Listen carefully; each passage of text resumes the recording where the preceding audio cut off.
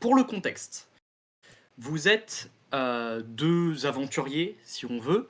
Donc ça se passe en URSS, donc en République socialiste soviétique russe, en 1951, juste après la Seconde Guerre mondiale, juste après, quelques années après quand même. Et vous êtes dans une espèce de vieille campagne russe vers Omsk. Je ne sais pas si vous voyez où c'est, mais c'est un peu au-dessus du Kazakhstan. Donc vraiment en plein milieu de la Russie.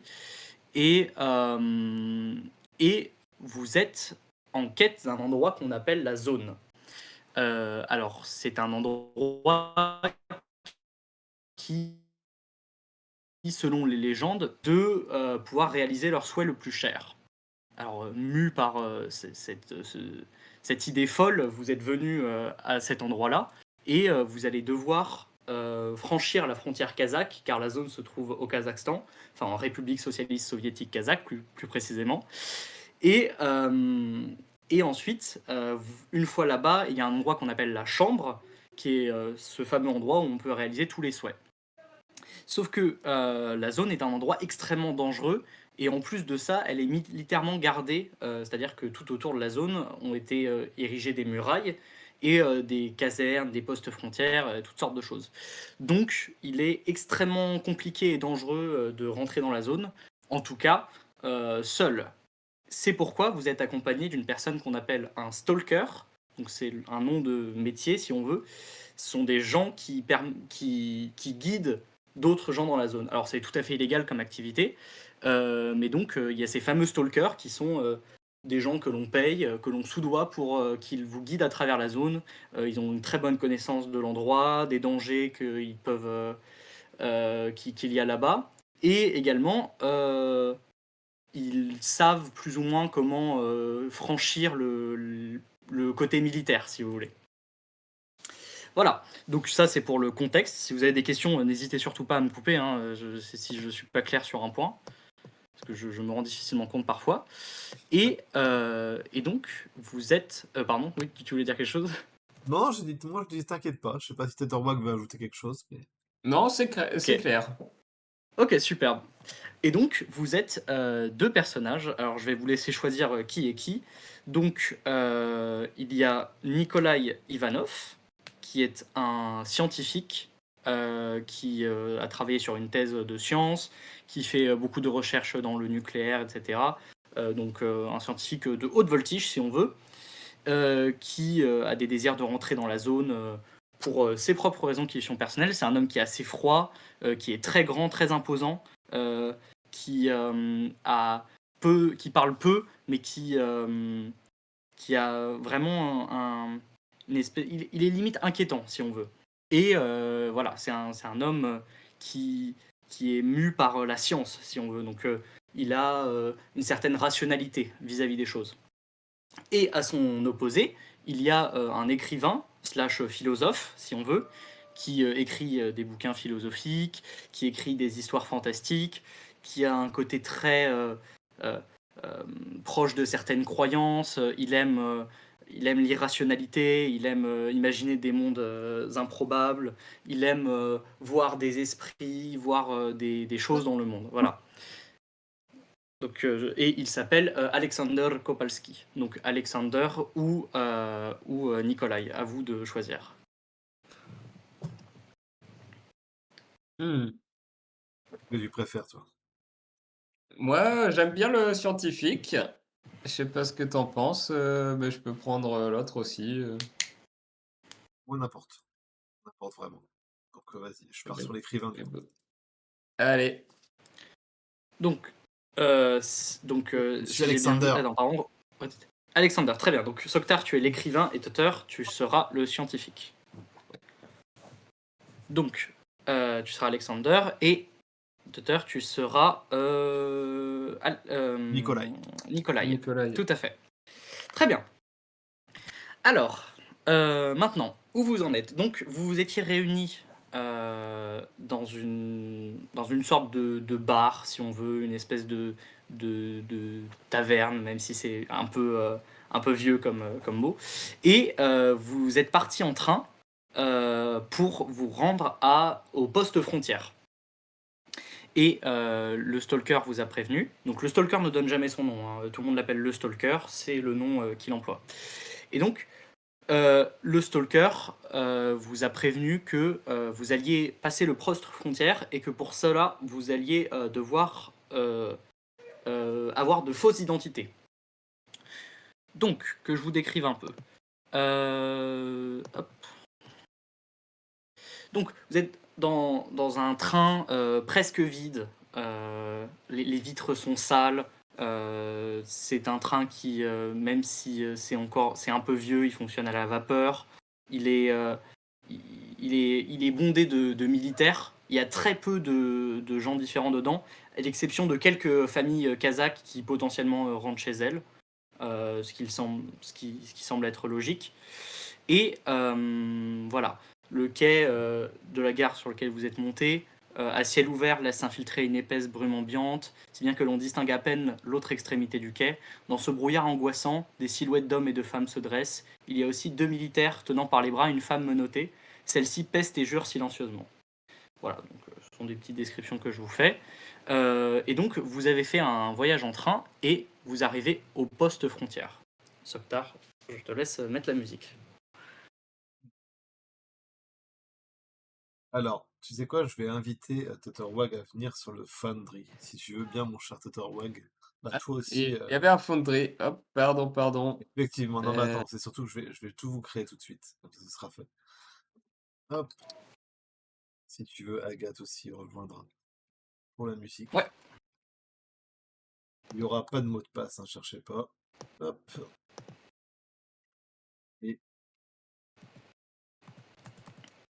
je viens tout de suite, excusez-moi. Pas de souci. C'est vrai que je l'avais pour moi, hein, c'est pour ça que je me suis dit, ce serait bien que vous l'ayez aussi. Ah, c'est pas mal. Tenez, je vous envoie ça sur. Hop.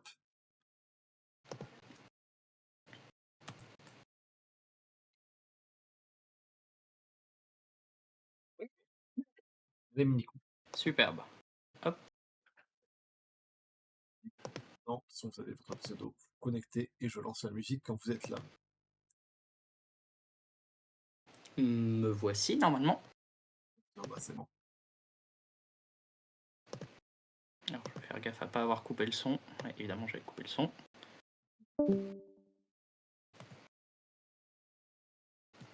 Allez, je lance la musique et je te laisse reprendre Agathe. Merci. Alors, vous arrivez au poste frontière. Donc, le poste frontière est un bâtiment beaucoup moins misérable que ce qu'il vous a été donné de voir jusqu'alors. Le chemin de fer s'arrête à son abord afin que tout entrant soit examiné. Donc, une fois que vous arrivez sur le quai du poste frontière, vous descendez avec le stalker en attendant évidemment que un maximum de militaires sortent pour pouvoir passer en dernier.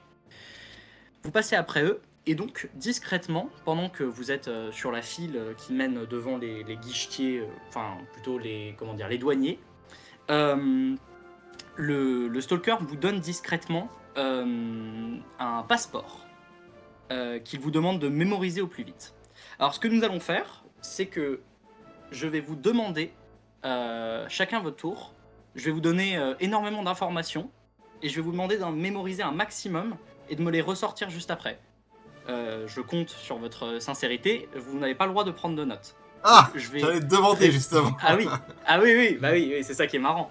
Bon, Donc, je vais répéter chaque information 2 fois, et je vais essayer de parler assez lentement pour être compréhensible. S'il y a une information que vous n'avez pas, vous me la redemandez tout à la fin, juste si vous l'avez pas entendu du tout. Si c'est juste que vous n'avez pas compris, c'est pas très legit. C'est juste au cas où Discord coupe ou quoi que ce soit.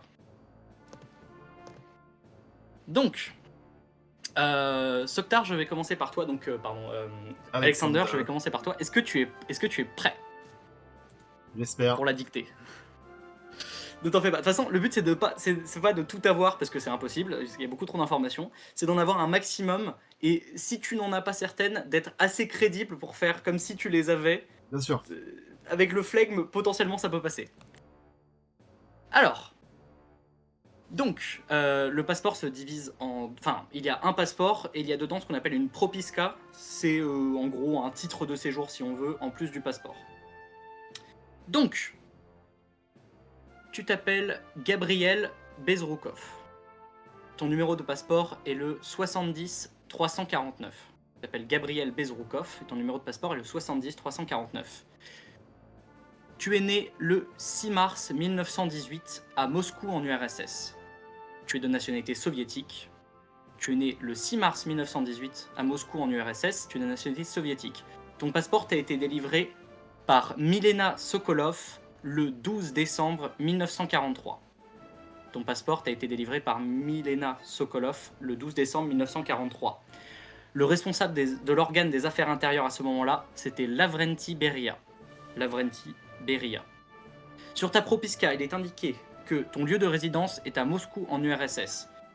Il a été enregistré par Fyodor Mikhailovitch le 11 février 1951 et il est valable jusqu'au 11 mars 1951. Il t'a été délivré par Fyodor Mikhailovitch le 11 février 1951 et il est valable jusqu'au 11 mars 1951. Ton adresse complète est le 17 rue Zamorovna et ton motif de déplacement c'est pour visiter des proches. Adresse complète 17 rue Zamoronova. Ton motif de déplacement c'est pour visiter des proches. Je vais tout de suite passer à Tutter le temps que tu oublies un peu et ensuite je J'ai déjà reviendrai tout vers toi. oublié, hein, sache-le. Superbe. Bah tant mieux, ça va mal se passer. J'ai une extrême mauvaise mémoire, sache-le. Bah super. Ah bah écoute, j'ai hâte de voir comment tu vas t'en sortir. Nikolai. Ton nom n'est pas Nikolai. Tu t'appelles Matvei Romanov. Matvei Romanov. Ton numéro de passeport est le 33 986. Tu es né le 23 juillet 1921. Ton numéro de passeport est le 33 986 et tu es né le 23 juillet 1921. Ton lieu de naissance, c'est Saint-Pétersbourg en URSS. Tu es de nationalité soviétique / kazakh. Tu as les deux nationalités. Donc tu es né à Saint-Pétersbourg en URSS, tu es de nationalité soviétique et kazakh. Ton passeport a été délivré par Alexei Abramovitch le 23 mai 1936. À ce moment-là, le responsable de l'organe des affaires intérieures, c'était Genrik Yagoda. Donc il t'a été délivré par Alexei Abramovitch le 23 mai 1936. Le responsable de l'organe des affaires intérieures à ce moment-là, c'était Genrik Yagoda. Sur ta propiska, il est indiqué que ton lieu de résidence, c'est Astana au Kazakhstan, ton lieu de résidence actuel. Il a été enregistré par Dmitri Garin le 23 février 1951 et il est valable jusqu'au 23 mars 1951. Ton lieu de résidence, c'est Astana au Kazakhstan. Ta propiska a été enregistrée par Dmitri Garin le 23 février 1951. Il est valable jusqu'au 23 mars 1951. Ton adresse complète, c'est le 127 rue Halel Gabasov. Et ton motif de déplacement, c'est déplacement professionnel. 127 rue Halel Gabasov, déplacement professionnel. Ok, très bien. Alors, si je dois t'appeler comme ça, Gabriel, est-ce que je peux te poser quelques questions? Oui. Alors, tu es devant la guichetière et alors c'est plus hors roleplay parce qu'elle te poserait pas vraiment des questions, c'est plus pour voir si tu pourrais faire semblant que c'est ton passeport. Oh, c'est moi, Gabriel. Moi qui pose les questions. Oui, absolument. Oui, d'accord. Oui, c'est ça. Et du coup, c'est pas vraiment RP parce que c'est pas vraiment la guichetière qui te pose ces questions, mais pour l'idée, on va faire comme si la guichetière te posait ces questions-là. Donc, elle te regarde un peu de bas en haut et elle te dit est-ce que vous pouvez me donner votre numéro de passeport? Bien sûr. C'était le 10 623. Très bien. Où êtes-vous né? À Moscou. Très bien. Vous êtes de quelle nationalité? Soviétique. Très bien. À quelle date êtes-vous né? Vous pouvez le voir quand même, c'est marqué sur ma carte. Oui, je le vois bien, C'est juste protocolaire. En 1918. Quelle date? Quel mois? Oh là. Vous savez, j'ai fait la guerre. Mais Je vois ça. quelques petits soucis de mémoire. Mhm. Quel est votre nom complet? Gabriel? Gabriel. Oui. Ok. Vous habitez où? Ah, URSS? À Moscou? Mhm. Euh, Qui a enregistré votre propiska et quand? J'ai une très mauvaise mémoire des noms. C'est écrit sur mon passeport, ça? C'est écrit sur votre propiska. Ah oui, oui, oui. Oui, bien sûr. Est-ce que vous pouvez au moins me dire le motif de votre déplacement? Bah, je viens visiter, quoi. Ok, très bien. Elle te demande de te mettre sur le côté, le temps qu'elle examine ton camarade. Et une fois que j'aurai fait ça, pendant que ton camarade passe, je t'expliquerai quelque chose après, mais pour l'instant, pour pas que tu oublies absolument tout maintenant, on va directement passer à toi. Elle te regarde, elle te demande ton nom et ton prénom, s'il vous plaît. Déjà, je baille un peu en mode. Voilà, je suis fatigué et tout. Euh, Matiev, enfin bon, je sais pas trop comment le prononcer, Matchev Romanov. Mhm. Ouais, très bien. Est-ce que vous pouvez me donner votre numéro de passeport? 31, et puis je baragouine un truc en baillant. Ok. Ok. Quel est votre lieu de naissance, s'il vous plaît, monsieur? Saint-Pétersbourg. Très bien. Quelle est votre nationalité? Russe et kazakh également. Ok, très bien. Qui était le responsable de l'organe des affaires intérieures qui a fait signer votre passeport? Euh... ouais, c'était pas Beria, c'était l'autre là. Attendez, je m'en souviens plus de son nom. Ok, très bien. Où est-ce que vous habitez, s'il vous plaît?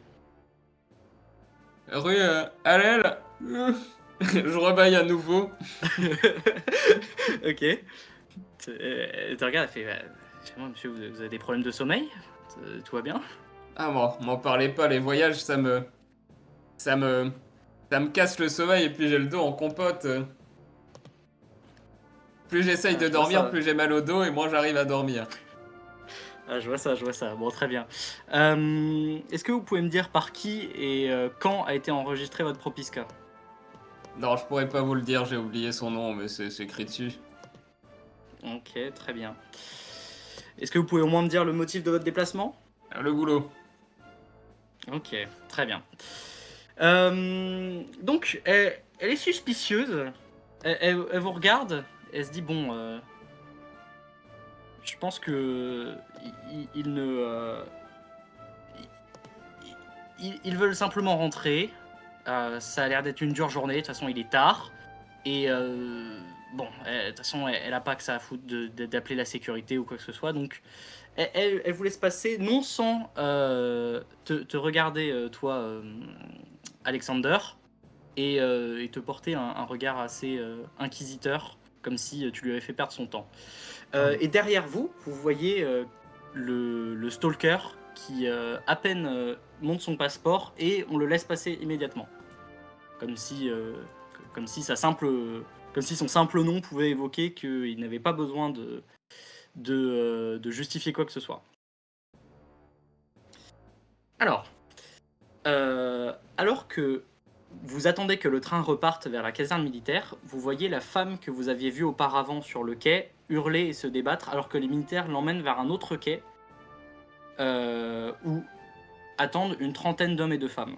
Vous reconnaissez aisément à leurs vêtements ou à leurs profils tous différents qu'ils sont probablement destinés à un goulag kazakh.